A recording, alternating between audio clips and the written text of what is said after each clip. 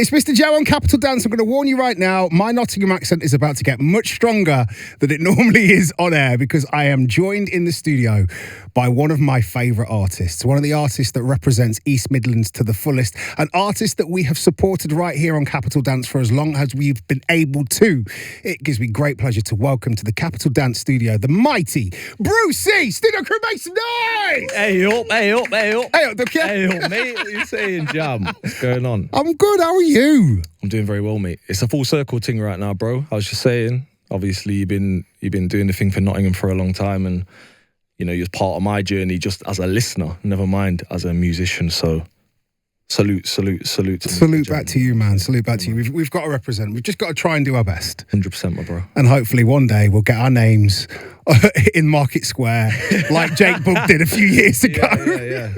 No, on the Market Square. I'm a long eating boy anyway. Anyway, let's not get into territories and that. Do you know what I mean? You're still Nottingham. We're claiming you. Yeah, that's it. You can have me, mate. You can have me. As long as you don't send me down to Derby, that's cool, man. Bun that. It's not happening. No trips down the A52 for you. No, not a chance. None of that. So listen, the reason why we've got you in is for very, very good reason. Threefold, really. First and foremost, the tune 10 Toes. Now, everything that I've heard from this album so far, and your label guy, Jordan, came in, he played us a good few tracks on the album. Shout out, Jordan.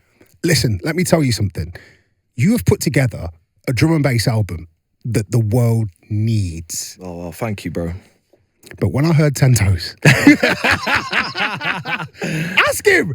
When I heard 10 Toes, I made him play it 3 times. Yeah. It's one of them, definitely. That was the intention with the album, especially with the like you said, like I wanted to make something that I felt like was needed from the dance space and also from the rap space as well. Do you know what I mean? But 10 Toes it's positioned so you have to. If you listen to the full album, you have to stop and go, yeah, it's hard, but yo, this tune here, yeah. Yeah, no, it's a madness, bro. The whole thing is a madness. 10 Toes feels like you're paying homage to the past, but looking forward to the future. Yeah, Talk to me about how it came about. How did you gather the Avengers of D&B? Assemble. I don't even know what. Some Dragon Ball Z thing, innit? You know what I mean? So I linked up with Chasing Status on production. We were in studio. We were working on another tune, and then they played me that, and I really liked the sample on the tune. And they're like, yeah, write to it now. I don't really do that. I don't really go studio and write tunes there and then. I like to get beats, sit with them, create like an image in my head of how it will look, sound, feel, etc. And then I write to it. And also I'm in studio with Chasing Status as well. So it's like raw pressure. You know what I mean? So they put it on and they're like, yeah, write to it. So and then that's when I wrote the hook. And I was like, yeah, this is sound all right. And I was like, is it? And then they were like, yeah, this is hard. And then I did the verse. And then I just had the idea. I thought this needs pepper in it. It's like one of them rhythms where you can hear multiple different sounds on it and hybrids and all that. And yeah, that was my selection. First 3 people I wanted on it, you know, Spyda, Levy Eksman. And yeah, they all shut it down as well. So yeah, man, it's but like you said, it's also it's got that old school feel, but it's current and it's forward thinking. You get it. It's kind of where the sound is heading, like, and yeah, paying homage, man, definitely. Now you see, Spyda as an MC is someone that I grew up listening to, and obviously, same area as us. Trust me, bro. Tarantula. Oh, listen, that tune used to do madness, and this is when I was a teenager. Again, we'll leave Long Eaton out of it today. We'll get kicked out. You don't want to know what he's doing to them tunes there, boy. Mad. So, what do those MCs mean to you? As an MC, when you hear General Levy, when you hear, Spyda, when you hear Eksman, what do they mean to you? That's a good question. For me, it's a culture thing. Like, I like when somebody can come in and they don't really have to say, it's not even like what they're saying that you're listening for. It's what they represent. It's who they are. It's what they are. It's what they're a product of. Do you get what I'm saying? And I'll be real, I've been on a journey. You've seen my journey. I've been in a lot of pockets, a lot of spaces, just trying to find my feet in music because it's something I've been passionate about. And I think it's really easy to kind of just fall into spaces where you're not comfortable. And I've definitely done that as well. Yeah. And I found my feet in this space. And I think that's what I get from it. And that's what I love about making music is representing where you're from. Yeah. You know what I'm saying? I grew up in a predominantly white town in Long Eaton. But then my roots are St. Vincent and the Grenadines, and I was introduced to going back to Yard when I was young, and I was also introduced to a lot of the local music around my area, garage, all that kind of stuff, and that was me. Do you get what I'm saying? That made me, and it made me who I am now, and that's what I love about this tune. Everyone is what the song is. Do you get what I'm saying? Yeah. No, you've got the melodies, you've got the bars, you've got the bass, you've got the nostalgia. But it's just British, bro. Yeah. Do you know what I mean? It's like, no matter, you can hear all the West Indian influence or whatever, but it is a British tune, and I'm a British lad, so it's like hand in hand, bro. Do you know what I mean? I keep telling people the only place where this could happen is here. Yeah, England, man. Come on. It couldn't happen Good anywhere morning, else. England. Hey. Although we are international, we're broadcasting internationally right now. So good morning, everyone. Bringing it home. Nah, we're here, man. You lot are on our time. You better get to know. Trust me. But chasing status. I mean, I've known Will and Saul for years. How was it for you being in the studio with the guys that made Eastern Jam? Yeah, unbelievable, bro. Listen, Jam, I was listening to your Daily Dose of Dubstep show back a day, yeah? And even further back than that, I used to be a plasterer, innit? And the guy, big up Jacko, I used to work with a guy called Jacko, and he used to get Mixmag. This is like 07, 08, and he used to get Mixmag. I can remember the yellow CD, the Chasing Status CD, and he used to put it on, and I hated it. I absolutely hated it.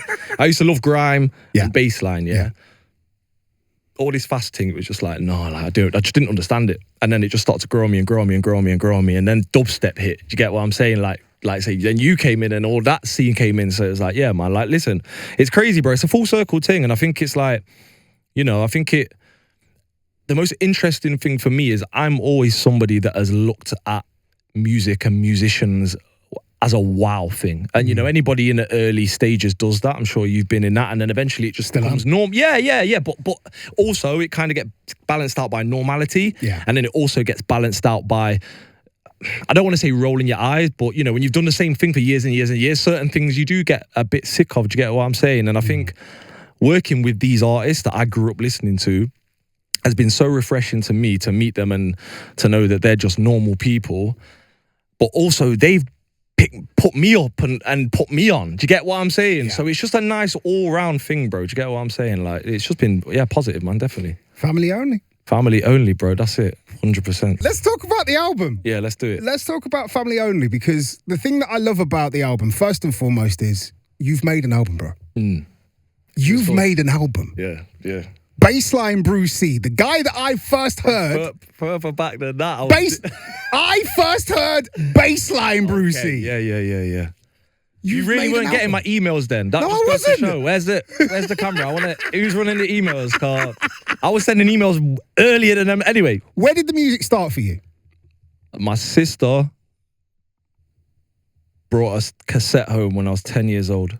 Pay As You Go on one side, Sidewinder on the other. You're done. Done. And then in between primary school and secondary school, I went to St. Vincent, and I was introduced to Sting and just dancehall, and everyone's shelling the same rhythm. And then I came home, and then garage has turned into grime, and everyone's shelling the same rhythms. And I was like, this, and like, at the time I didn't really see it like that. But looking back, that just paved the way for me as a person, art form, everything. Do you get what I'm saying? Like, The reason why I mention it is because it feels like the album Family Only is the culmination of your life up until this point. Definitely. Sorry, I've got to say as well, even like Fugees, Lauryn Hill, like a lot of reggae, a lot of different music, a lot of George Michael, a lot of soul, there was so much music around me. My uncle was actually a producer of Olive, You're Not Alone. You're joking? Yeah, my uncle played bass on that, I remember watching him on Top of the Pops when I was very young, like, that was my uncle, So if you see your uncle on Top of the Pops when you're little, you know that it's possible. Maybe. I wasn't really thinking of it like that at the time, definitely not, but, where I grew up, it wasn't a thing, do you get what I'm saying? It's like, I came from a place, people don't win like that, do you get what I'm saying? If you're going to win in another space. It ain't going to be as an artist and doing an art form and reaching outside the box. That's not happened where I'm from, so I didn't see it like that. Family Only, why the album title? That's another strong question. It's got many answers. I think because music saved my life, bro. Do you get it? Like, I've been through a lot of things in my life, and especially in the times of me being an artist to the world anyway. And family's always been something that's been complicated for me. And then the music becomes your family. The people that aren't blood, your brethrens, become your family. The fans, the supporters, they in some respect become your family. Do you get what I'm saying? And it's it's family only, bro. Like, that's it. That's just, I want to give and I want to receive from everything that I do. And I've received a lot from my audience. They've always shown me love and supported me. And like I say, changed my life and my family's life. And that's a huge blessing to me. But the reason why they're showing you love, and, you know, you've alluded to it. I'm old. I've been around the block a few times. I've seen artists come and I've seen artists go. Yeah, I haven't seen many artists be as honest as you are. And the album feels really honest, really raw. I've not heard people being this level of honest and raw over 175 BPM. Yeah, that's true. That's true. But listen, it's so important. That makes it more important because you see what happens in raves. You see the culture, the lifestyle, all the degenerate behavior, things I've been saying on my tunes because that's how I grew up and that's still how I move. You get it? It's not like I'm not shaming that because it is no excuses. If we're going, we're doing it. You get it? But at the same time, there's other things in my life that are happening and it's like, if I'm going to put myself out there and people are going to show me love and come to my shows and pay for the tickets and pay for the merch and do all this and do all that, and I'm just showing them, oh, what? You're just going out raving and life's rosy. And then you just off, because I don't like that detachment. Yeah. I'm a working class kid, you get it? And that's my space. I don't feel at home when I'm in the music industry spaces, to be completely honest with you. Yeah. When I'm around these certain things that are driven by money and driven by this, because I've not ever been driven by that. I've never been motivated by it. So there's definitely been a certain level of guilt. Like when you're talking about certain things and doing certain things and you know that the next gen are coming up listening to you talk about this and talk about that. And the mental health thing as well. Like, look, mental health's taken people close to me. Do you know what I'm saying? And it's affected me a lot as well.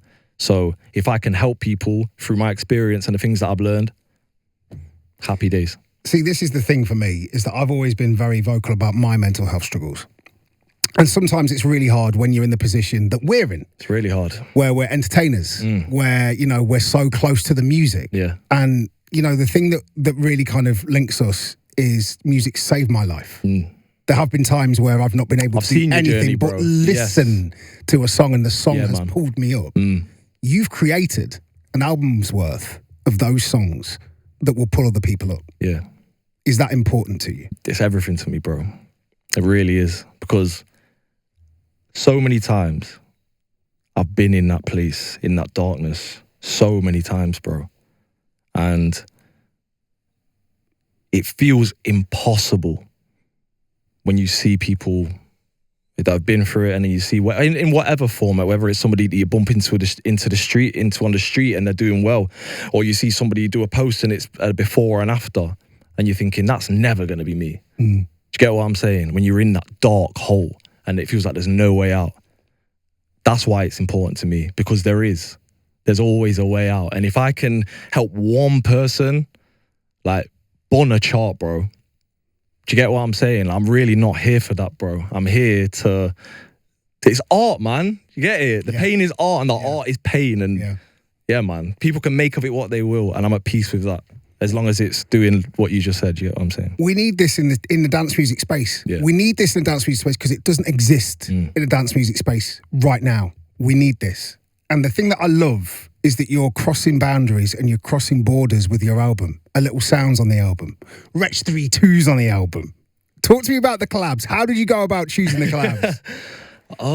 I just chose who I thought would like suit the tunes. And I think obviously you need to, I'm not going to say too much because you need to hear the music, but that tune Wretch is on, it's made for him. Big up Jar Digger and Maverick Sabre, who's on the tune. Jar Digger's for a Nottingham MC that I've been listening to. I've known Jar Digger. I've known Jar Digger when he was single figures. See me my arse on the top. Yeah, me. Oh, don't gas it. He's one of the best storytelling writers. He was made for that tune. Yeah. Songer, again, another up-and-coming guy who he raps, but he's doing D&B as well. He's battered the tune because he was made for the tune. I kind of just selected people that I thought that I F with and that I thought would suit the song. And yeah, it seems like a mission accomplished, definitely. Who's the person that's gassed you the most that they're on your album? Or because it's family, you're not getting gassed? My son. My eldest son is taking the... Just go listen to it, innit? Setting levels out here. You know them ones. Yeah, my son came studio. you know, I've pushed him hard in the football thing, but he's like, oh, I want, you know, he's kind of just hinting that he wanted to make music. Like, oh, why have you got me to do football instead of that? I'm like, would you want to do that? He's like, no, but I could see there was something in it. So I pushed him, took him studio, and he laid that tune in like 2-3 takes. And he's young, yeah, he's a kid. And it's like, yo, he's obviously, he's seen it, and he's now, you know, that's the beauty, man. Do you know what I mean? It's a full circle thing. It's a full circle again. You see your uncle on top of the pops, now he's seeing his dad. Yeah. Now he knows that it's possible. Yeah, 100. If that's what he wants to do. He doesn't need to do it. He's seeing that it's possible. 100%. Summer's upon us, Bru. Yeah, man. How's your summer looking? Summer's looking good, man. Couple fezzies. You've already done a couple, haven't you? Done a couple, yeah. Done a couple, yeah. A few festivals. Doing Reading and Leeds main stage. That was crazy last year before, yeah. Bass Fest from a northern crew. If you know about Bass Fest, you know it's the champion festival in my opinion. Do you know what I mean? Like that's kind of where I came up though. Do you know what I mean? Yes. Big up Jamie Duggan, booked me for 80 quid. Slept on some random guy's sofa. Got a. We've all done the Jamie Duggan 80 quid booking. Got the national. Big up the National Rail, bro. They got me on that coach. No, the coach. Yeah.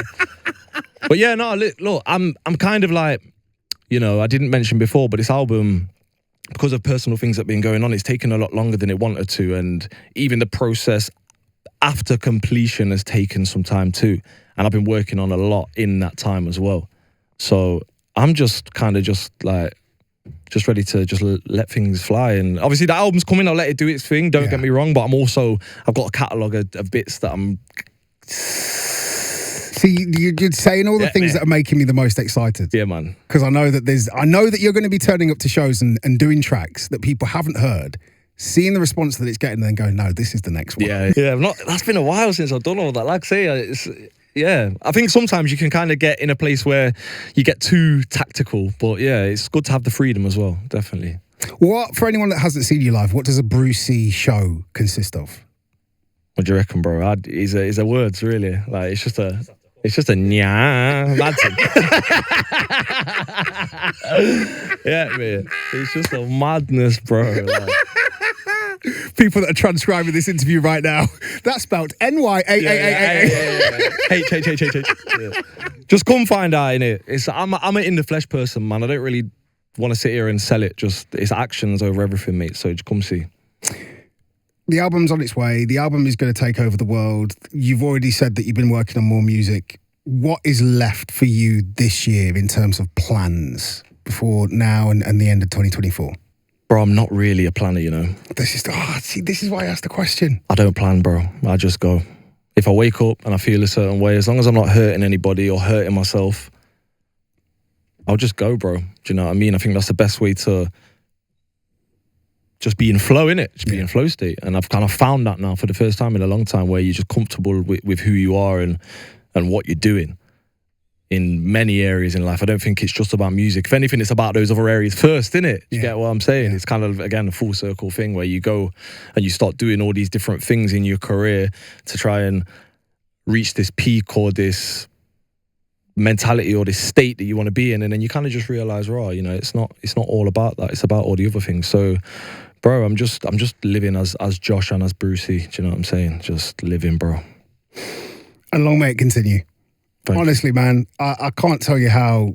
Please take this the way it's meant, because I'm much older than you. I'm really proud of you, man.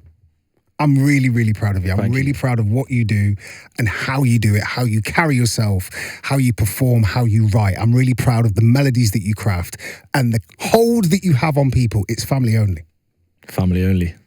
Bru-C, you are welcome here anytime. Salute. Thank you for having me, MistaJam. Big up Capital Dance.